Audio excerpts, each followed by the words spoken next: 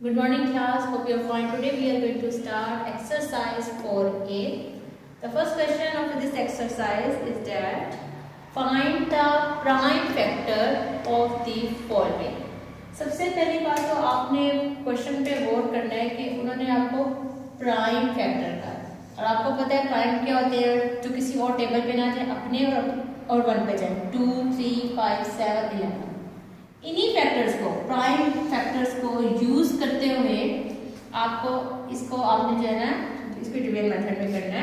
कैसे करते हैं प्राइम फैक्टर्स बनाने के लिए? आपके पास है 5, 1, 8, 4।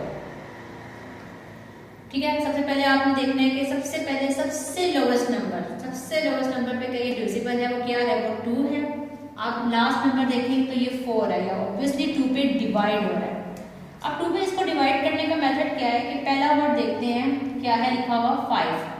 अब हमें ये तो पता है कि पूरा जो है वो 2 का डिविजिबल है। जैसे हम अपनी डिवीजन करते थे 5, 1, 8, 4, हम पहला वर्ड देखते थे 5। सेम इसी तरह आपने यहाँ पे भी देखना है, 2 का टेबल पढ़ना है, या तो 5 है या 5 से छोटी वैल्यू है। तो हमने कहा 2 2 4, हम 2 ऊपर लिखते थे, ये 4 को नीचे लिखते थे, और फिर यहाँ पे रिमाइंडर बचा था 1। यहाँ पे क्या करना है कि ये जो 2 होता है, जो पोर्शन होता है, वो आपने इस 5 के नीचे लिखना है। ये जो 4 जो आप लिखते थे, इसको आपने अपने माइंड में रखना है, और फिर इस 5 से, यानी कि 5 में जो 4 माइनस किया, यानी कि 4 आपने अपने माइंड में रखा होता है, माइनस करके जो भी रिमाइंडर बनता है वो आपने नेक्स्ट वैल्यू के साथ लगा देना है। जैसे कि आप ये नेक्स्ट वैल्यू नीचे उतारते हो तो ये 11 बन गया था, इसे कर देती हूँ।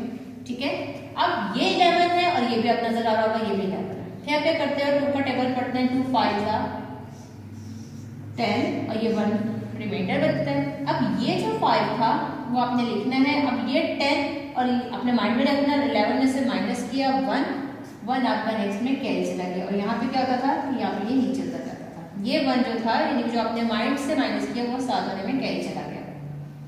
सेम इसी तरह 2 9 जा 18, कोई रिमाइंडर नहीं बचा, लेकिन आंसर क्या आया 9, वो आपने 9 लिख दिया। अब कोई रिमाइंडर नहीं था, ऑब्वियसली ये 4 नीचे उतर जाएगा, 2 2 जा 4। अब ये 2 आपने यहाँ पे लिख दी। जस्ट जो आंसर्स आप यहाँ लिखते जाओगे वो अपने माइंड में रखने हैं। तो आपका 2 से डिवाइड किया, 2 5 9 2 आपका आंसर आ गया। सेम इसी तरह अगर आप देखें तो लास्ट में फिर 2 है, और फिर आपने इसको डिवाइड करना है 2 से, तब तक जब तक 2 से डिवीजन खत्म ना हो जाए। तो अब हर बार तो इतनी लॉन्ग डिवीजन तो हम कर नहीं सकते। अब हम इसको यहीं से करेंगे। पहला नंबर है 2, 2 पे डिवाइड होता है, 2 1 जा 2, रिमाइंडर 0 तो आगे कैरी नहीं जाएगा। 2 2 जा 4 आ गया, 2 से आया था। अब 5 में से ये 4 माइनस किया 1, और 1 यहाँ पे कैरी। अब 2 के टेबल में 19 नहीं आता, तो 18 तक देख लेते हैं। 2 9 जा 18, ये कितना था 19, हमारा आंसर क्या आया 18। ठीक है, 1 कैरी इसके साथ चला गया। 2 12 हो गया, 2 6 जा 12। अब आप देख सकते हैं लास्ट में फिर 6 है, तो फिर अब आपने इन दोनों नंबर को लेना है। 2 6 जा 12। ठीक है, अब ये आप देख सकते हैं कि पूरा डिवाइड हो गया, कोई टेक नहीं किया। अभी 9 है, 2 4 जा 8, और 9 में से 8 माइनस किया 1 16, 2 8 जा 16।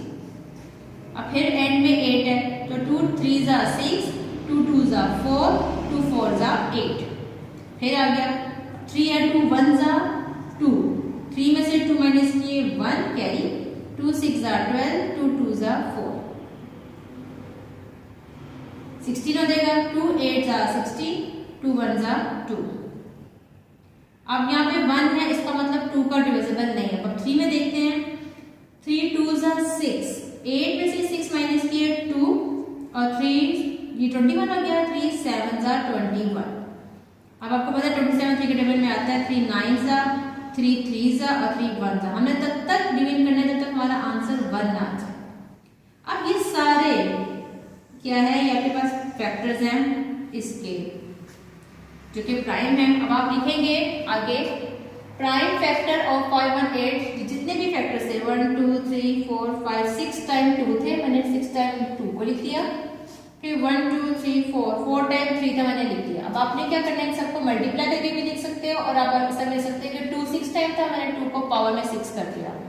3 4 टाइम था, 3 की पावर 4 टाइम थी। इसको मल्टीप्लाई में भी लिख सकते हो और इसका भी लिख सकते हो, आपका आंसर सेम है।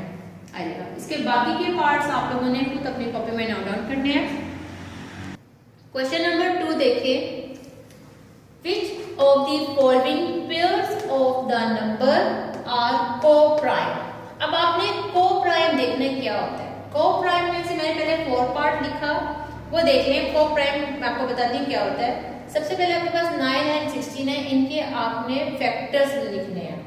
A stand for all, F stand for factor, यानी कि 9 जो है वो जिस टेबल में जाएगा आपने वो लिखना है। तो मैंने कहा ऑल फैक्टर ऑफ 9 1 में जाता है, 3 के टेबल में जाता है और 9 के टेबल में।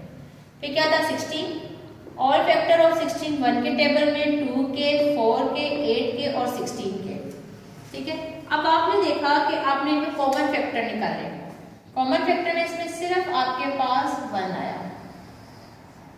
ठीक है, आपका कॉमन फैक्टर है क्या 1। अगर आपका कॉमन फैक्टर जस्ट 1 आ जाए, रिपीट कर रही हूं, अगर आपका कॉमन फैक्टर जस्ट 1 आ जाए तो वो जो है वो क्या कहलाता है, को-प्राइम, यानी कि 9 एंड 16 आपस में एक दूसरे के क्या है, को-प्राइम। इसका थर्ड पार्ट देखिए, 21 एंड 24। पहले 21 के फैक्टर्स बनाए 1 3 7 21, फिर 24 के बनाए मैंने ऑल फैक्टर 1 2 3 4 6 8 12 24। फिर कॉमन फैक्टर मैंने इसमें देखा था, इसमें जस्ट एक 1 था और साथ इसका एक और फैक्टर बन गया जो कि 3 था। इसके अलावा और कोई फैक्टर नहीं बन रहा, तो कॉमन फैक्टर क्या आ गया 1 और 3। आप देख सकते हो कि 1 के अलावा भी कॉमन है, और जो कि मैंने को-प्राइम बताया था कि उसका फैक्टर सिर्फ और सिर्फ 1 होता है। तो 21 and 24 are not coprime. Question number 3 देखें, फाइंड एचसीएफ ऑफ फैक्टर्स। आपको फैक्टर बता दिया, आपने इसके एचसीएफ फाइंड करना है, यानी हाईएस्ट कॉमन फैक्टर। अब आपके पास देखना है 2 स्क्वायर और ये 3 स्क्वायर क्यूब है। सबसे पहले आप कॉमा इसके आगे, पहले इसको ओपन करें। 2 को 2 टाइम्स और 3 को 3 टाइम्स मैंने लिख दिया। आगे कॉमा इसका मतलब आपने नेक्स्ट लाइन में लेना है, जिसमें 2 का स्क्वायर 3 का स्क्वायर 5 है। मैंने 2 का स्क्वायर 3 के स्क्वायर मतलब 2, 3 का स्क्वायर मतलब 3 को 2 टाइम्स खोला और 5 सिंगल था। फिर थर्ड में क्या आता है 3 स्क्वायर मल्टीप्लाई बाय 5, 3 स्क्वायर और मल्टीप्लाई बाय 5। अब आप देख सकते हो इसमें कॉमन क्या निकल रहा है।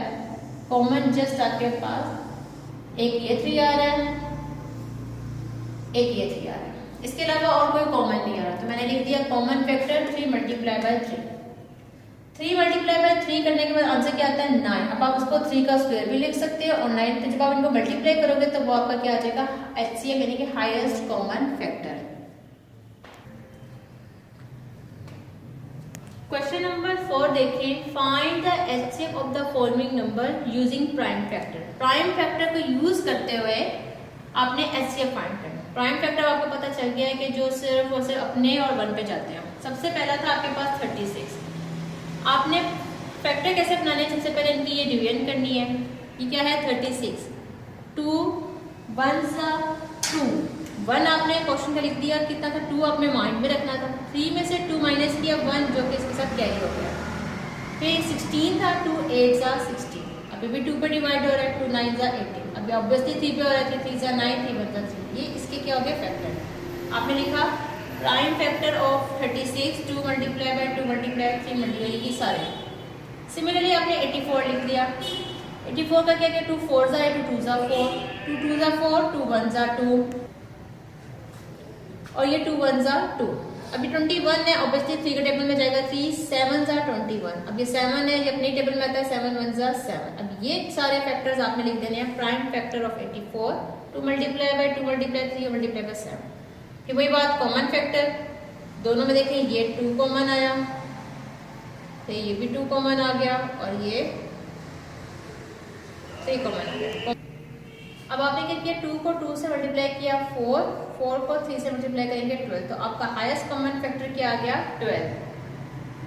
इसका फिफ्थ पार्ट देखिए। अब यहाँ पे 3 आपके पास नंबर्स आ गए, इनका आपने कॉमन फैक्टर फाइंड करना है। सेम उसी तरह सबसे पहले आपने 84 को डिवाइड करना है प्राइम नंबर से। 2 4 8, 2 2 4, 2 2 4, 2 1 2, 3 7 7 1 132 को आपने करना है। 2 6 12, 1 कैरी, 2 6 12, 2 3 6, 2 3 6। अब ये 33 है, 3 1 3, 3 1 3, 11 1 11। सेम इसी तरह आपने इसको जो है कॉमन फैक्टर निकालना है। अब आपने क्या लिख देना है, P stand for prime, F stand for factor. Prime factor of 84 आपके जो नंबर से आपने वो लिख दिए, फिर आपने 132 के लिख दिए, 156 के। अब आपने क्या किया, इनका कॉमन ले लिया जी, ऐसे तीनों का कॉमन आना चाहिए। अगर 3 फैक्टर है तो 3 कॉमन, तीनों को कॉमन लेने, अगर 2 है तो दोनों का, मतलब ये नहीं करें कि कोई से 2 मिल रहे हो तो आप उसको जो है ना कॉमन में बनाते हैं। कितना हो गया, 2 मल्टीप्लाई बाई 3, तो आंसर कितना आ गया, 12। इसके तमाम पार्ट्स आप अपनी कॉपी में नोट डाउन कर लें। Thank you class.